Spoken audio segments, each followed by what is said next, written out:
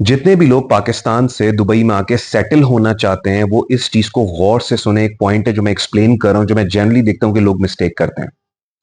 जब भी वो पाकिस्तान से दुबई आने के बारे में सोचते हैं तो लोग उनको ये बताते हैं कि यहाँ पे कॉस्ट ऑफ लिविंग ज्यादा है, यहाँ वहां पे तो लोग अपने बैंगलोज में रह रहे थे, यहाँ पे जो है वो तो स्टूडियो में रहना पड़ता है, 1 बेडरूम हॉल और 2 बेडरूम में हॉल में रहना पड़ता है वगैरह वगैरह।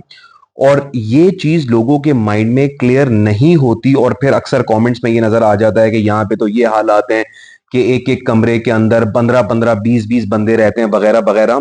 और इतनी दूर पाकिस्तान में बैठ के आपका माइंड कॉम्प्रिहेंड नहीं कर पाता इस चीज को कि यार अच्छा इतनी खराब सिचुएशन है दुबई के अंदर। तो एक चीज मैं एक्सप्लेन कर रहा हूं, इस चीज को अंडरस्टैंड करें।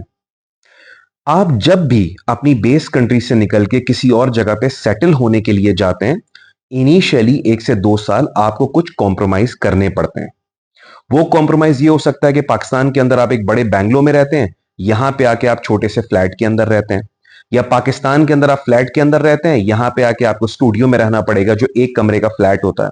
अब चूंकि लोगों को एक्सप्लेन करना नहीं आता और जितने भी यूट्यूबर्स जो वीडियोस वगैरह बनाते हैं जो दुबई के बारे में, वो इस चीज को एक्सप्लेन नहीं करते कि इसका क्या मतलब है कि अगर यहाँ पे आके फ्लैट में आप रह रहे हो तो लोग एक्सप्लेन करते हैं कि यार यहाँ तो ये हाल है या वहां है, और अक्सर लेबर की एग्जाम्पल देते हैं कि एक एक कमरे में 20-20 बंदे रहते हैं। अव्वल तो मुझे नहीं पता भाई कि पुराने जमाने में होता था कि अब तो भाई लेबर के लिए लेबर भी 2 टाइप की होती है। जो बड़ी बड़ी कंपनीज की लेबर है जिसमें मेरा ग्रुप भी आता है, हजारों की तादाद में हमारे ग्रुप में लेबर काम करती है, एक कमरे में 3 से 4 बंदे, ये स्टैंडर्ड है। और जितनी भी बड़ी कंपनीज है यहाँ पे उसके अंदर यही स्टैंडर्ड है। हाँ, कुछ जो छोटी छोटी कंपनीज हैं वो इस तरह का करती हैं कि एक कमरे में 6-8 बंदे हो गए, लेकिन ऐसा नहीं होता कि 20-20 बंदे वहां पे रह रहे हैं। But what you need to understand कि लेबर की जो क्लासिफिकेशन है वो एक अलग क्लासिफिकेशन, आप उस क्लासिफिकेशन के अंदर नहीं आते।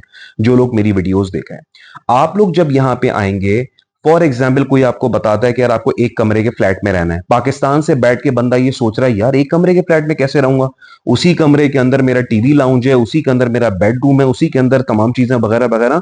जब आप लोग यहां पे आएंगे तो समझ में आएगा आपको कि नहीं यार, दिस इज क्वाइट वर्केबल। वो बनाया हुआ उन्होंने इस तरीके से होता है कि आप एक ही कमरे के अंदर, वो इतना अच्छा खासा बड़ा कमरा होता है कि उसके अंदर आप तमाम चीजें मैनेज कर जाते हैं।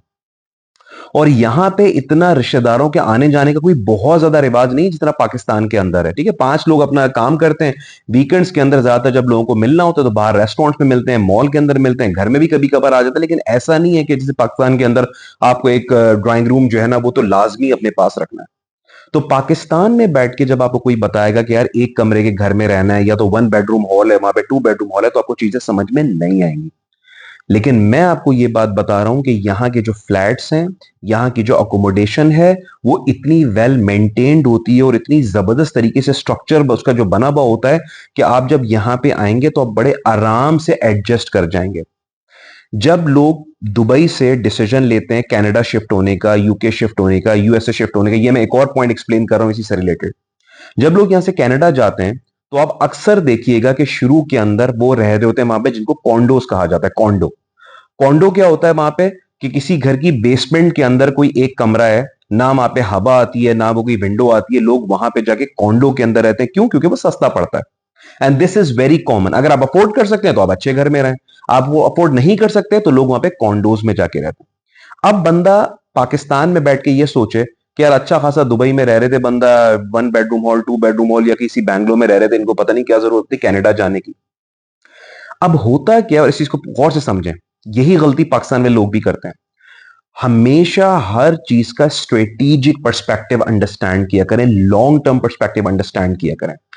जो बंदा अभी कनाडा जाके कॉन्डो के अंदर रह रहा है, एक छोटे से घर के अंदर रह रहा है, उसको पता है कि मैं अभी यहां पे आया हूं, मुझे 1 से 2 साल लगेंगे यहाँ पे जॉब मिलने में, यहाँ पे सेटल होने में, चीजों को अंडरस्टैंड करने में, सोसाइटी के अंदर मिक्सअप होने में। तो शुरू के अंदर ये मेरी सेक्रीफाइस है जो मैं दे रहा हूं यहाँ पे, and that is fine. And this applies on everyone.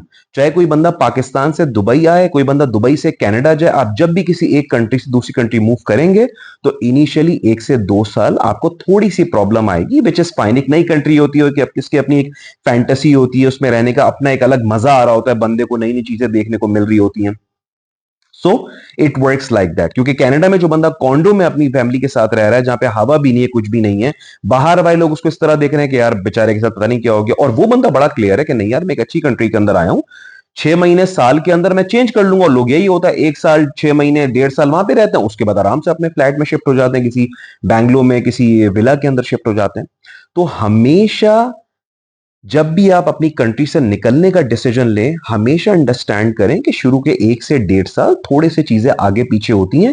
ऐसा भी नहीं है कि इतनी ज्यादा आगे पीछे होंगी कि बंदा बोलेगा यार ये क्या हो गया जगह। अगर बंदा थोड़ी सी प्रॉपर प्लानिंग करके आए तो बंदा बड़े आराम से किसी नई जगह पे जाके सेटल हो सकता है, आराम से हो जाता है।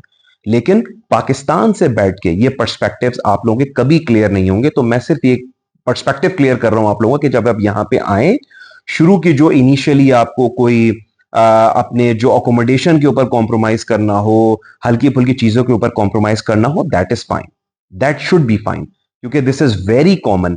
अगर आज मैं अभी दुबई के अंदर यहाँ पे वेल सेटल्ड हूं, अगर मैं डिसीजन लेता हूँ कनाडा ऑस्ट्रेलिया वगैरह जाने का, हो सकता है मुझे 5 से 6 महीने थोड़ा सा कॉम्प्रोमाइज करना पड़े अपनी लिविंग स्टैंडर्ड्स के ऊपर, कॉस्ट को कम रखने के लिए। उसके बाद दोबारा से thing will be back on track. So always keep a strategic vision whenever you come to Dubai for getting settled. अगर आप यहाँ पे आ रहे हैं तो स्ट्रेटेजिक पर्सपेक्टिव रखें कि हाँ यार शुरू में प्रॉब्लम आएगी, लेकिन कुछ अरसे बाद आप यहाँ पे सेटल हो जाएंगे। आज अगर आप 1 बेडरूम और स्टूडियो से स्टार्ट करें, मैंने लोगों को देखा शुरू में आके कोई छोटा मोटा सा फ्लैट था, लेकिन 2-4 साल के बाद अपना घर ले लिया या अपना फ्लैट आराम से फ्लैट में शिफ्ट होकर जाके और अच्छी खासी जिंदगी गुजारी।